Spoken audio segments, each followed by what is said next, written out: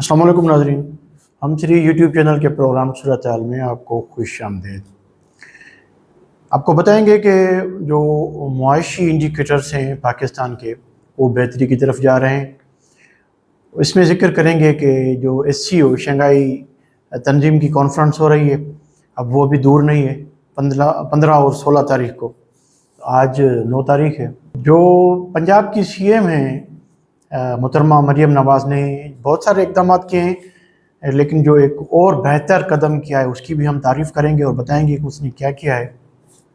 ये भी बताएंगे कि KP के जो MPs हैं वो आपस में किस तरह जो जैसे गली के गुंडे होते हैं लड़ जाते हैं। अब गुंडापुर या गंडापुर के शायद ये क्या जेस्चर जा रहा है कि एक MPA लेवल का बंदा वो हाथों से और लातों से आपस में लड़ रहे हैं।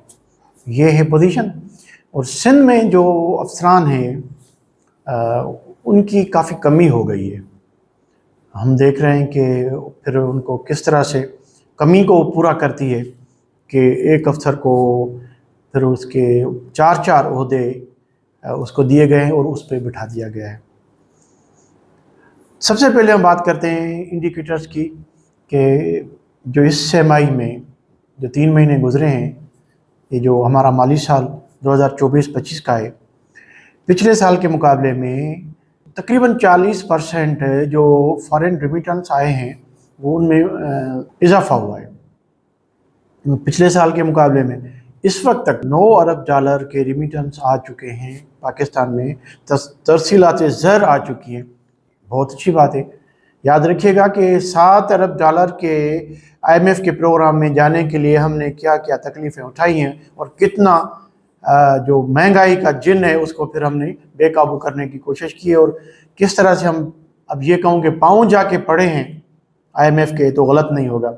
फिर भी उसने हमें 2 अरब डॉलर दिए और ये जो हमारे बेचारे बाहर काम कर रहे हैं मजदूर, इन्होंने हमें 3 महीनों के अंदर तकरीबन 9 अरब डॉलर 8 अरब 80 या 8 अरब 90 करोड़ डॉलर हमें उन्होंने तरसीलात ज़र दिए हैं। स्टॉक एक्सचेंज हम देख रहे हैं कि 85,000 पॉइंट से ऊपर जा रही है।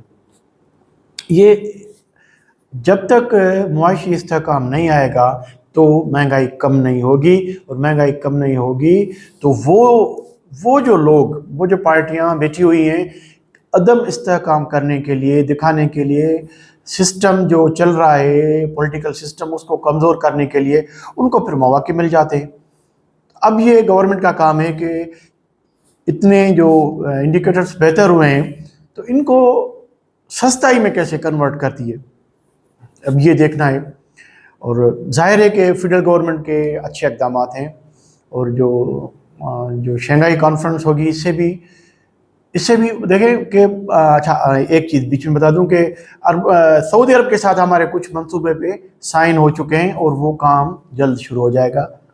ये एक और अच्छी खबर है। ये चीज़ें हमें सियासी इस्तेहकाम देंगी, लेकिन जो गैर मुस्तहकम करने के दर पे हैं अब उनको देखें कि वो क्या करते हैं।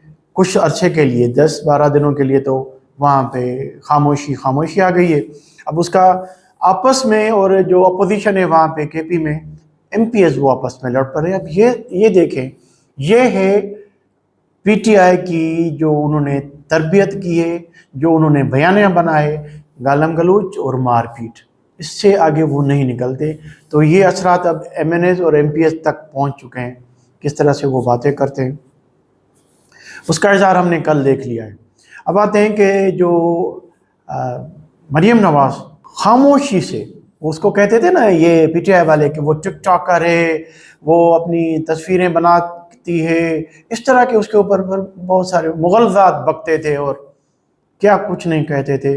अब वो कहती है कि जितने हमारे आउट क्लास बच्चे हैं जो गवर्नमेंट स्कूल से पढ़ के आते हैं उनको हम यूनिवर्सिटी तक की तालीम जो है वो फ्री देंगे।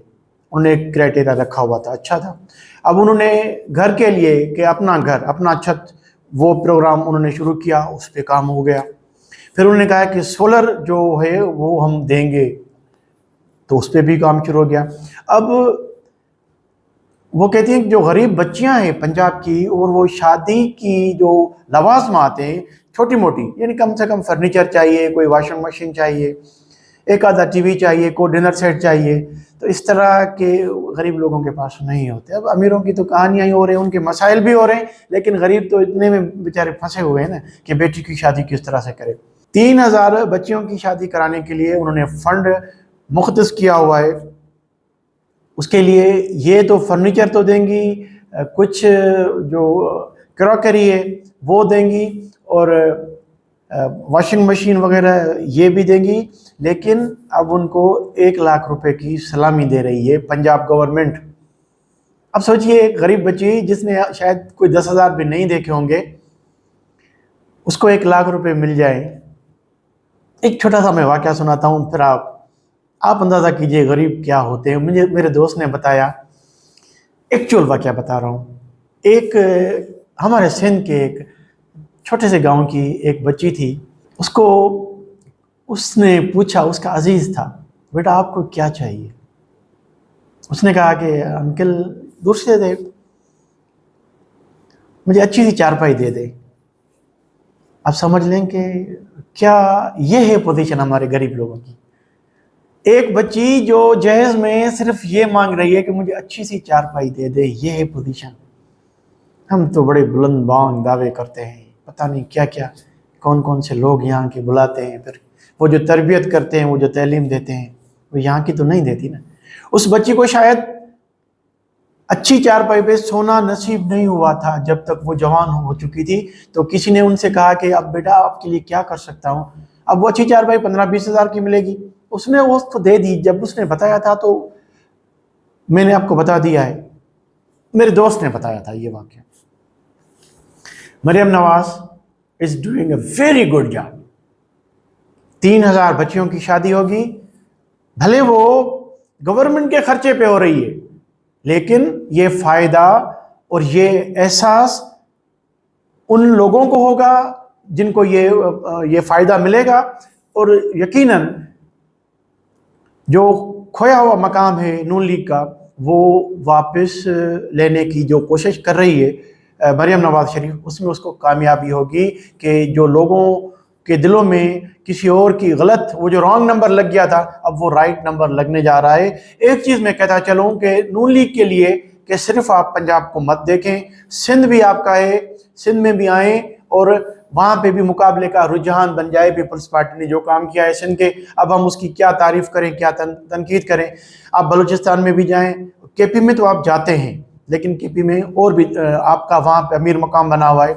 آپ کو ایک چیز بتا دوں کہ میں سندھ کی جو رورل ایریاز ہیں نا، وہاں سے نون لیگ نے کسی کو فیڈرل گورنمنٹ میں کوئی منسٹر تو چھوڑ دیں، کیونکہ ان کے ایم این اے نہیں وہاں پہ سلیکٹ ہو گئے ہیں، لیکن کسی کو مشیر تک نہیں بنایا۔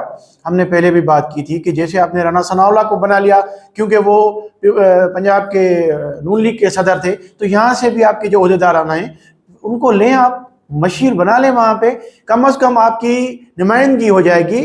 ٹھیک ہے ایم کیو ایم کی نمائندگی ہے، لیکن پھر دیکھیں ایم کیو ایم تو وہ پھر وہ اپنی نفرت سے، اور جو اندر اس کے ایک چیز ہے، وہ شہری سندھ اور دیہاتی سندھ سے باہر نہیں نکلتے، اور ان کو اگر ہم کہیں کہ وہ پورے سندھ کے نمائندے ہیں تو یہ بات درست نہیں ہوگی۔ تو اس پہ بھی آپ دھیان دیں گے تو بہتر ہوگا۔